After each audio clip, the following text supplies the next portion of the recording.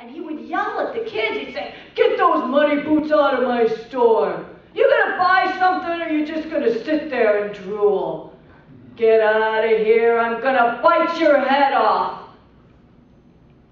But you know, that didn't scare me. Not now, because now I was a customer. I was a paying customer. I was shopping for my mom, and I was bringing home the bread, and that was important stuff. So I wasn't afraid. So I walked right past school, and my friends were on the playground. Of course, they wanted me to play ball, but I didn't stop. I said, "I can't. I'm on my way to Matranga's. I got a responsibility." And they laughed at me. I just kept right on walking. And when I got to Matranga's, I opened the door, and that little bell, that was the security system of the time. I opened the door, and the bell rang, and I walked right in. And Mr. Matranga was at the front counter, and he looked right at me. But he didn't smile. I just walked right past. I knew where the bread was, and I got the bread, the white bread with the circles and the yellow and the red and the white. Yeah, and that was it. I got the Wonder Bread, and I held it so carefully because you don't want to squish that kind of bread. It's very soft. So I walked very carefully, and I'm looking up and down the aisles for eggs. I was looking for eggs, and that's when I see them. Not the eggs, the Twinkies. They were right on the end of the aisle. And I started to think about all that money I had in my pocket. And about how maybe Mom wouldn't notice if there were just 12 cents missing. And then I thought about how maybe I deserved to have a Twinkie for what I was doing for my family. And how I could eat it on the way home and stash the wrapper in the bushes by the garage and nobody would ever know. And then I thought again, and I thought about my responsibility to my family and how, of course, Mom would notice 12 cents missing. And I walked right by those Twinkies. And I walked up and down every aisle of that store looking for the eggs. And it took me up and down every aisle. I got to the very back of the store where there's the cheese and the milk and the eggs. And I picked up those eggs so carefully, and I carried them to the front counter where there was Mr. Matranga. I reached in my pocket and I pulled out that dollar bill and I paid him, and I think he called me a little lady. That made me feel pretty good. I was a little lady. Mr. Matranga called me a little lady.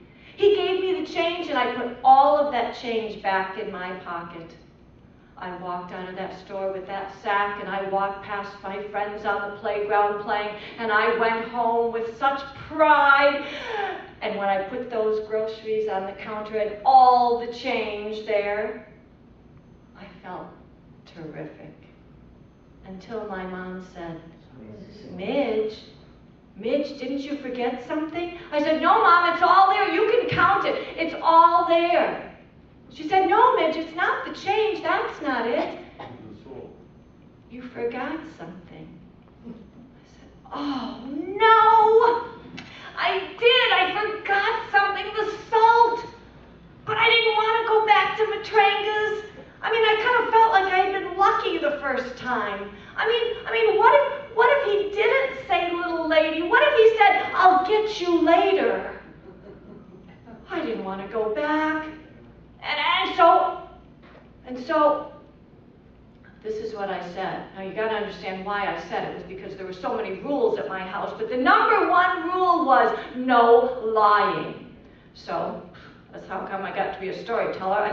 I said, Mom, I didn't see any salt at Matranga's. Truth, right? And then she said, Midge, I was just there a couple days ago, and they had a lot of salt. I said, well, I didn't see any. Maybe they sold it all. Yeah. Supposition.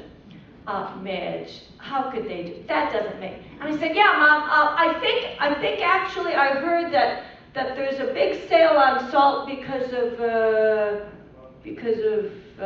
Salt Festival. Yeah, there's a Salt Festival. You know, Mom, salt art and salt slides and salt games. And, you know, I guess we won't go because we don't have any salt, but that's okay, Mom. We don't have to go. And she said, Midge, did you ask Mr. Matranka for help? She thinks I'm going to ask him? Talk to him?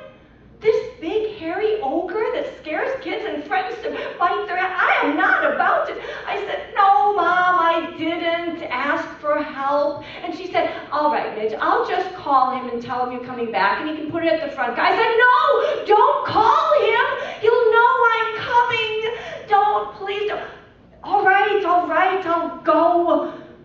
So I took a quarter and I put it in my hand. I put my hand deep in my pocket and I stomped down the street. And you know what? I did not even stop at the corner because I thought, you know what? If I get killed, if I get hit, if I never come back again, she'll be sorry. I mean, what if my head gets bit off? I mean, if he sees me in there again, he's gonna, wait a minute. If he sees me, but what if he doesn't see me? What if I were invisible? You see, being a middle child in a big family, I had learned how to do this. My cousins, there's 11 of them in one family, and they came to visit last summer, the summer before. And with 11 of them, and then the 6 of us, and aunts and uncles and grandmas and neighbor kids and this and that, I mean, heck, there was a whole lot of us. And I found out that I could be right in the middle of a room full of action and activity, and I could be invisible.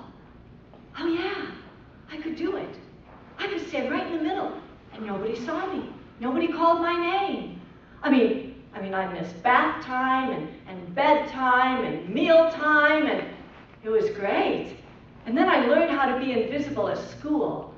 And then I learned how to be invisible in church. And if I could be invisible in church and in school, at home, I could be invisible at Matranka's too.